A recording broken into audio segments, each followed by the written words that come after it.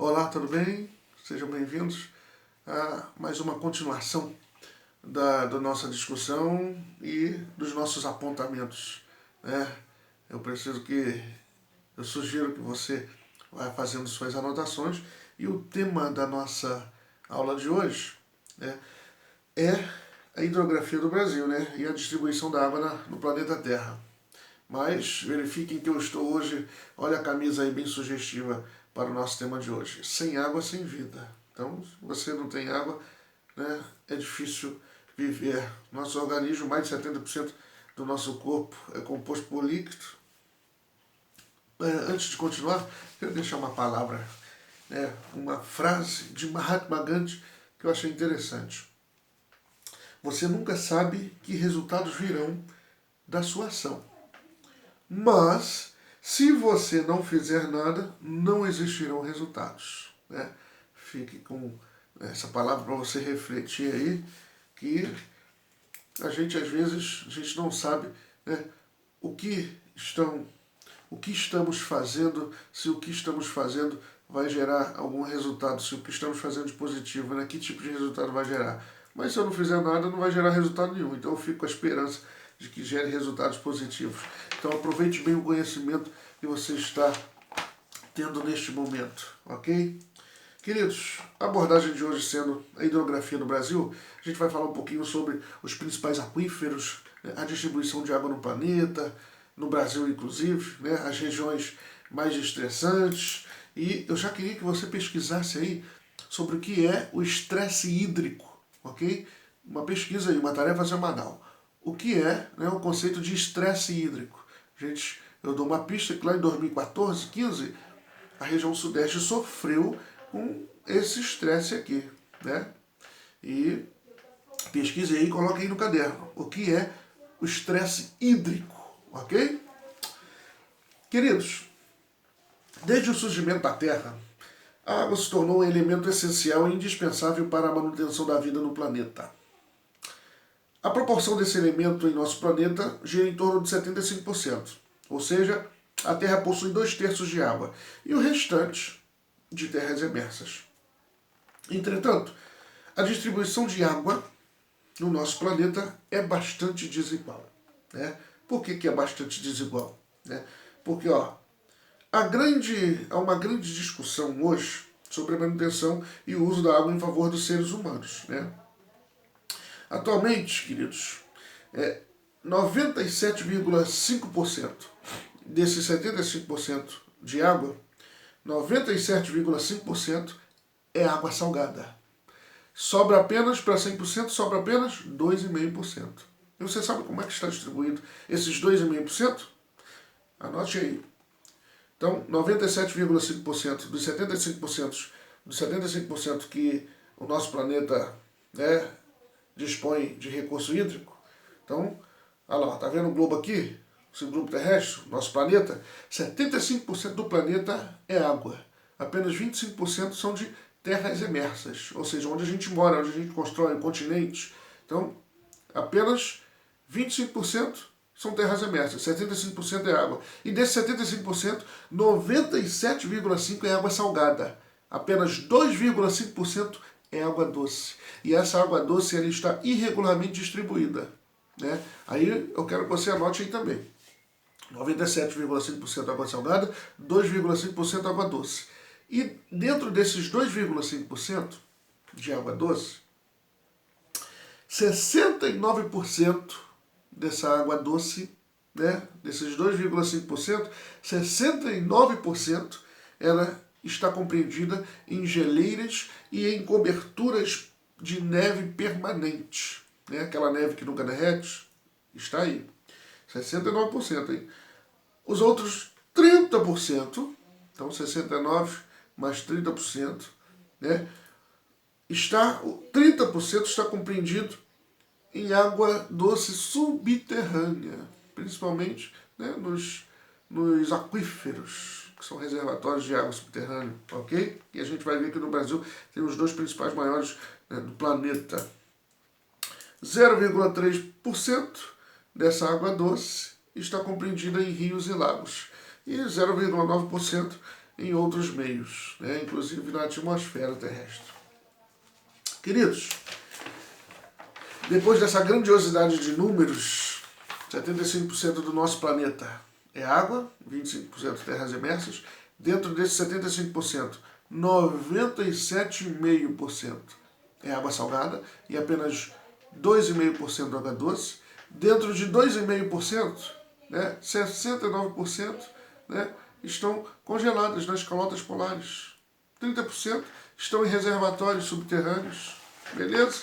E 0,3% estão compreendidos em rios e lagos. Ok? Queridos, é possível perceber que quase a totalidade da água existente no nosso planeta é salgada. É sabido, eu acabei de falar.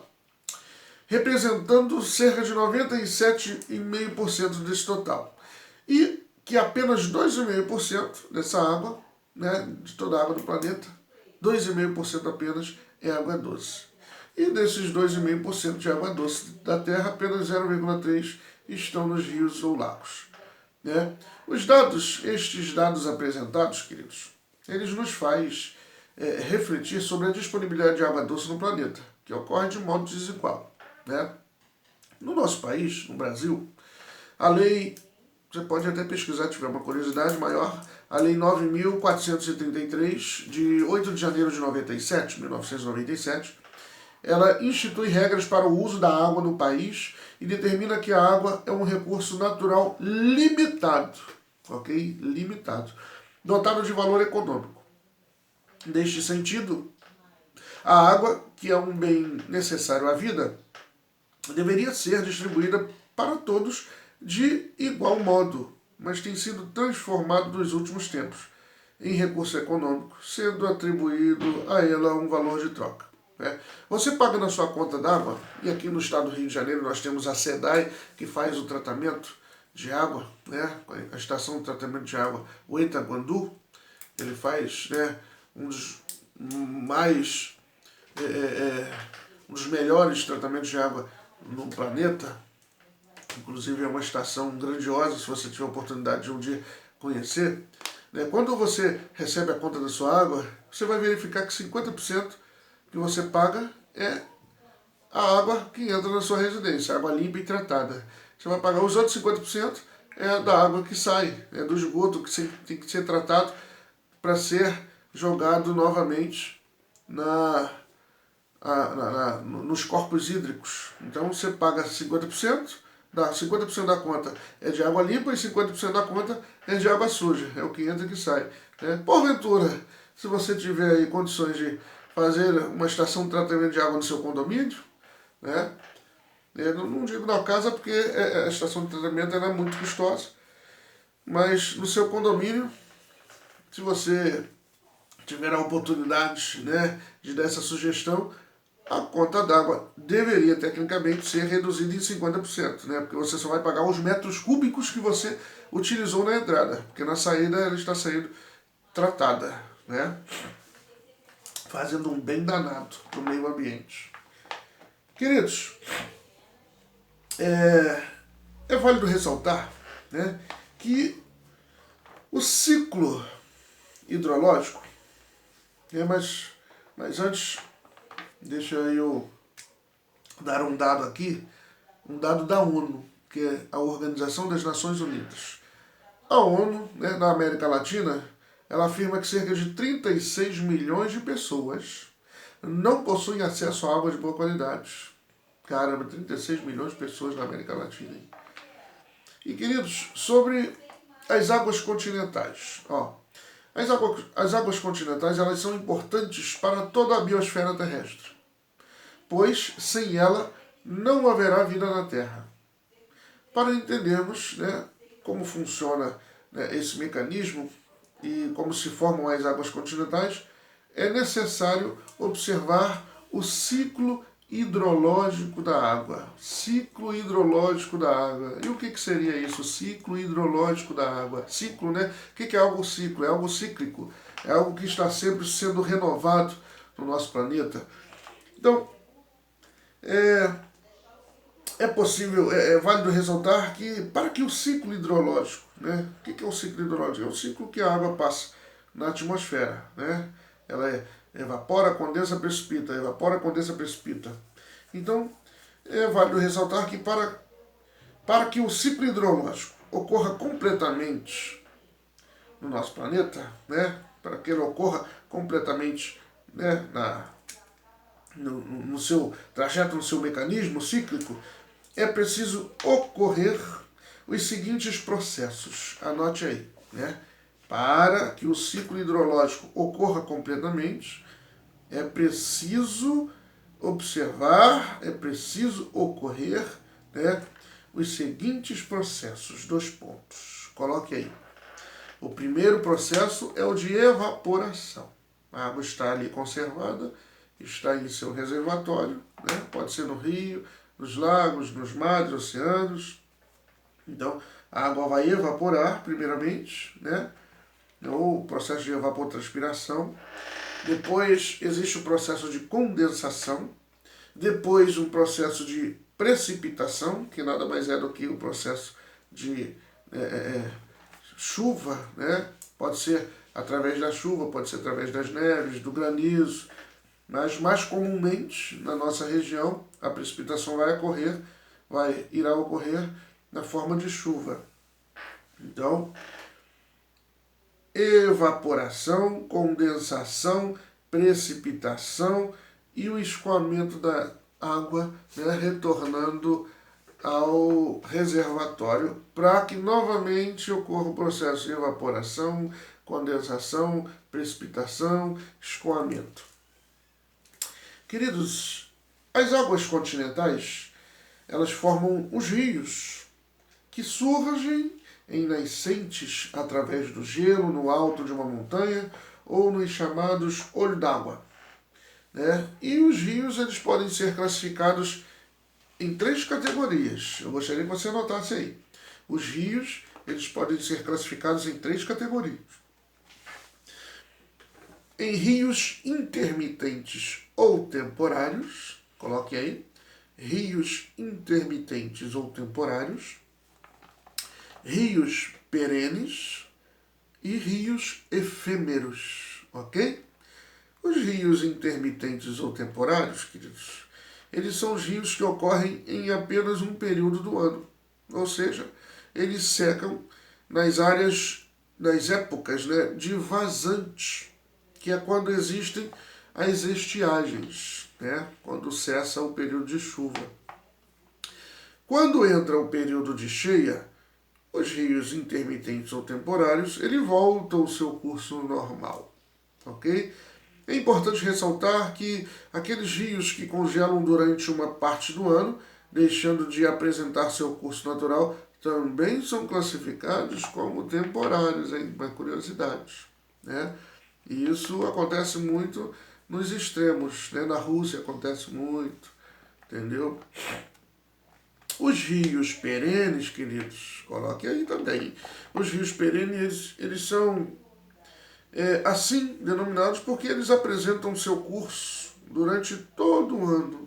O fluxo d'água, ele é constante nos rios perenes, durante o ano todo, né? Independente do regime de chuva, sempre tem água nestes rios.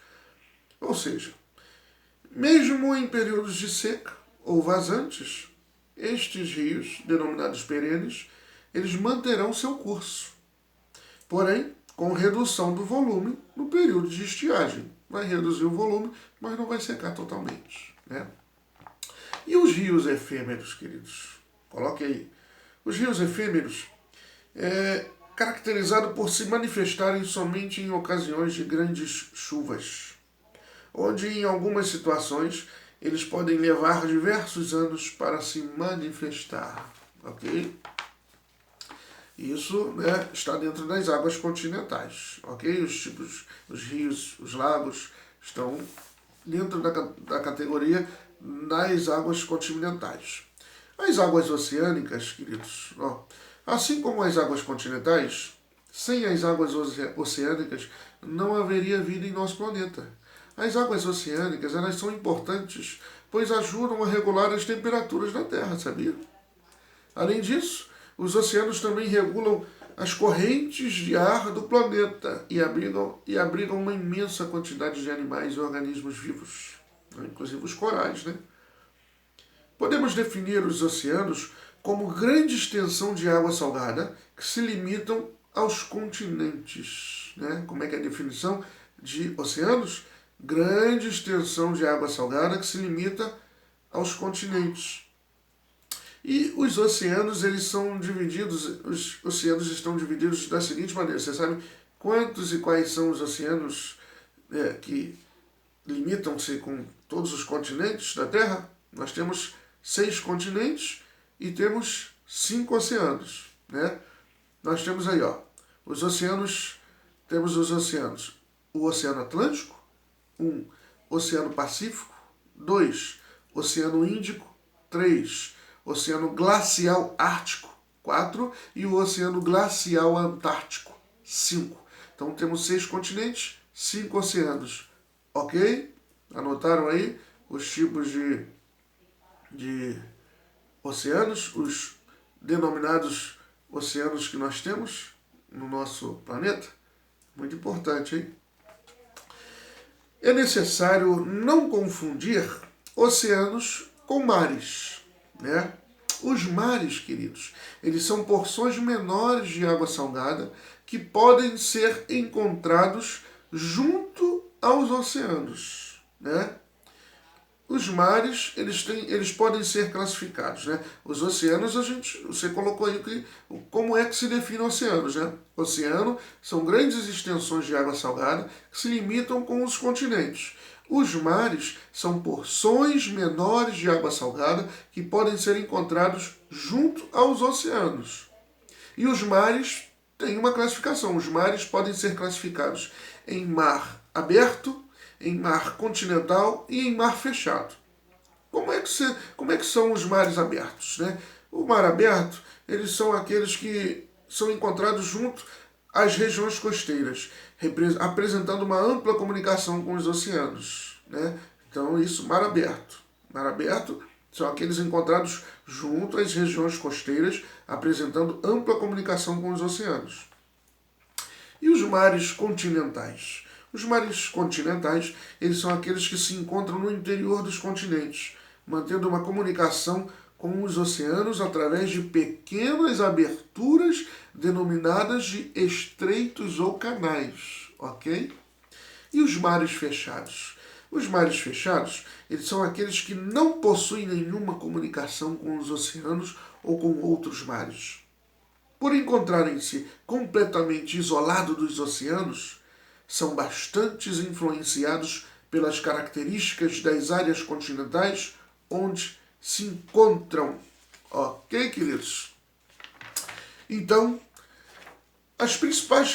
anote aí as principais bacias hidrográficas brasileiras, né? E esse é o tópico agora, as principais bacias hidrográficas brasileiras. Mas antes, anote aí o que é uma bacia hidrográfica, né? Uma bacia hidrográfica, queridos, é uma região ou uma área, né? É a área abrangida por um rio e seus afluentes e subafluentes. Então, a bacia hidrográfica é a área abrangida por um rio e seus afluentes e subafluentes. Normalmente, queridos, os afluentes se formam pelos vários desníveis do terreno durante o percurso que dividem as águas, formando a bacia hidrográfica. A água sempre percorre de regiões mais altas para as regiões mais baixas, carregando os sedimentos, ok? Isso é até a lei da gravidade, a água vai de cima para baixo. Nos percursos naturais, as águas fluviais se infiltram no solo, formando os lençóis freáticos, chamados também de águas subterrâneas. Eu falei o termo aqui, águas fluviais, né? Porque tem diferença de águas pluviais para águas fluviais. As águas fluviais são as águas, né, de rios. As águas pluviais são as águas das precipitações, né? Águas pluviais, água da chuva, sinônimo para água da chuva, ok? Não esqueça mais disso. E no nosso Brasil, as principais regiões hidrográficas são né? A região da Bacia Amazônica, né? Tocantins, Araguaia, Atlântico Nordeste Ocidental, Parnaíba, região hidrográfica do Parnaíba, a região hidrográfica do Atlântico Nordeste Oriental, a região hidrográfica, né, do São Francisco, que é uma das maiores, né, a região hidrográfica do Atlântico Leste, a região hidrográfica do Atlântico Sudeste, a região hidrográfica do Atlântico Sul, a região hidrográfica do Paraguai, região hidrográfica do Paraná e região hidrográfica do Uruguai, ok? A maior bacia, a maior região hidrográfica do mundo, né, está lá na Bacia Amazônica, queridos. Apresentando uma extensão de 7 milhões de quilômetros quadrados, a maior bacia hidrográfica do mundo, a maior bacia hidrográfica do mundo é a Bacia Amazônica. Sabia disso? A Bacia Amazônica é a maior bacia hidrográfica do mundo, né? No Brasil, ela compreende uma área de 3,8 milhões de quilômetros quadrados, percorrendo os estados do Acre, Amapá, Amazonas, Roraima, Rondônia, Mato Grosso e Pará. O rio Amazonas é o maior rio do planeta em extensão, vazão e volume d'água. Olha a grandiosidade dos números, hein? É um enorme coletor de águas pluviais, pois arrecada águas das Guianas e do Peru, né? Queridos, anote isso, né? Ó, eu quero também que vocês anotem sobre o que é um aquífero, né? Os aquíferos, queridos, eles são grandes reservas de águas subterrâneas que são abastecidas pela infiltração da água no solo. Ok? O Brasil é um país privilegiado em relação ao quantitativo de recursos hídricos em aquíferos, possuindo os 2 maiores aquíferos do mundo. Olha a grandiosidade dos números hídricos do Brasil, hein? O Brasil, né, é um país privilegiado, porque além de possuir a maior bacia hidrográfica do mundo, que é a Bacia Amazônica, ele possui os 2 maiores aquíferos do mundo. Quais são? O aquífero Guarani, né, e o aquífero Alter do Chão. Ok? É bom colocar isso daí, né? O aquífero Guarani, queridos, o aquífero Guarani, ele tem estimado 1,2 milhão de quilômetros quadrados, né? O aquífero Guarani ele foi considerado por muitos anos o maior do mundo, perdendo seu posto para o Alter do Chão, né? O aquífero Guarani, queridos, ele estende-se desde a bacia sedimentar do Paraná até a bacia do Chaco-Paraná, estando presente em 4 países da América do Sul. São eles. O aquífero Guarani ele está presente em 4 países da América do Sul. São eles, né, o nosso país, o Brasil, Paraguai, Uruguai e Argentina. Ok? Então o aquífero Guarani está presente não só no Brasil, mas como no Paraguai, no Uruguai e na Argentina também. No Brasil, o aquífero Guarani ele se estende pelo subsolo dos estados de Mato Grosso do Sul, Goiás, Minas Gerais, São Paulo, Paraná, Rio Grande do Sul e Santa Catarina. Caramba, hein? O aquífero Guarani é grande. O aquífero Alter do Chão, ele trata-se de uma das principais reservas de água doce do Brasil e do mundo, cuja sustentabilidade precisa ser devidamente garantida. O aquífero vem ganhando uma importância cada vez maior diante das recentes descobertas científicas que comprovam ser esse o maior aquífero do mundo, em termos de volume e de reserva de água. Né? O aquífero Alter do Chão, ele possui cerca de 1,3 milhões de quilômetros quadrados e com um volume de água de 162 mil quilômetros quadrados. Até agora, comprovado, né? O volume de água do aquífero Guarani. Seu volume de água, olha o número, hein? O volume de água do aquífero Alter do Chão daria para abastecer toda a população mundial por cerca de 250 anos. Imaginem só o aquífero Alter do Chão que está aqui no Brasil abastecer toda a população do mundo, né? Que hoje é de 7 bilhões de pessoas por aproximadamente 250 anos, né? E é interessante que você pesquise aí, né? Eu pedi para que vocês pesquisassem, né, no início do vídeo, como tarefa semanal, sobre estresse hídrico. Agora eu quero que você também acesse o site da ANA. O que é a ANA? É a Agência Nacional das Águas. É um site, né, oficial do governo federal, ana.gov. Inclusive no site, a Agência Nacional, ela concede alguns cursos gratuitos, né, referentes aos assuntos hidrográficos, né? E, queridos, façam suas anotações, diferença de águas continentais, águas oceânicas, né, diferença de oceano para mar, classificação de mar, aberto, fechado, né? E quero também estresse hídrico, o que é um aquífero, as principais bacias hidrográficas e a grandiosidade dos números, né, sobre a distribuição de água do nosso território. E tem muito mais curiosidades acerca da questão hídrica, não só no Brasil como no mundo. Isso é uma discussão muito ampla, é uma discussão muito interessante, né? Tudo que se refere à questão dos recursos hídricos. Então, depois dessa, vá lá tomar uma aguinha, né, molhar as pregas vocais e revejam os vídeos quantas vezes forem necessários, façam suas anotações, porque é um assunto muito pertinente para a sua formação, é um assunto atual, né? Ultimamente, aqui no estado do Rio de Janeiro, você viu que a SEDAI, a tal da geosmina, né, causou um transtorno absurdo, né, na população da região metropolitana, com quase 10 milhões de pessoas sendo abastecidas pela estação de tratamento, né, que deixou um gosto de barro na nossa água, mas agora já está tudo normalizado, né?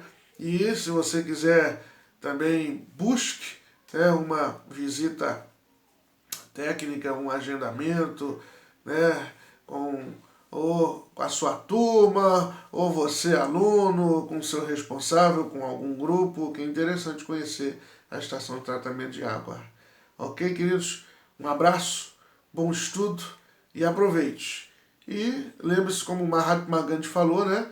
A gente tem que ter alguma ação, a gente tem que proporcionar alguma ação para a gente verificar futuramente, né, que tipo de positividade veio através dessa ação. Grande abraço, fique com Deus.